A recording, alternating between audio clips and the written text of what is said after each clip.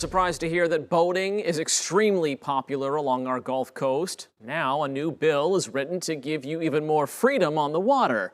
It's aptly called the Boating Freedom Act. If passed, it would take away power from law enforcement officials, but possibly create danger for our marine life. In tonight's cover story, only Alex Howard is exploring the potential impacts.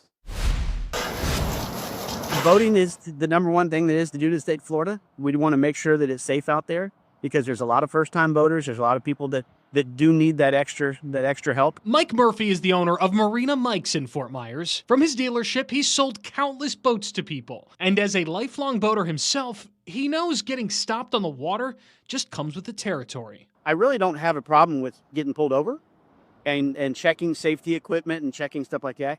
If it's more of an educational purpose and making sure people are safe on the water. However, he tells me the stops can be excessive. If it's making a quota and getting tickets and help subsidize, that's when I would have a problem.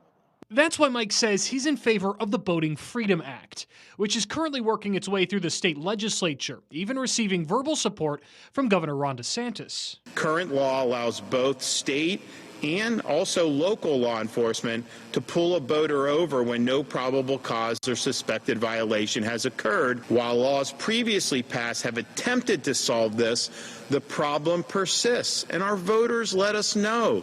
But just this week, the Sanibel Captiva Conservation Foundation expressed their concern with the bill. So this bill is being referred to as the Boater Freedom Act, and our question really is the freedom to do what? Saying it could make it easier for anglers to get away with poaching illegal fish, since there would be less opportunity for officers to check. So FWC can come by, check your catch, make sure that you're not taking fish out of season, fish that are too large or too small, make sure you're adhering to the regulations that are set in place for crabbing and fishing.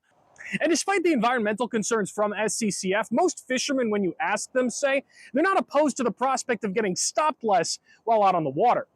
I think what they're going to do is that undefined probable cause, a guy has a beer in his hand or a guy has a fishing rod or something like that, and they don't check the safety equipment, then that gives them the probable cause to take a look at and pull you up.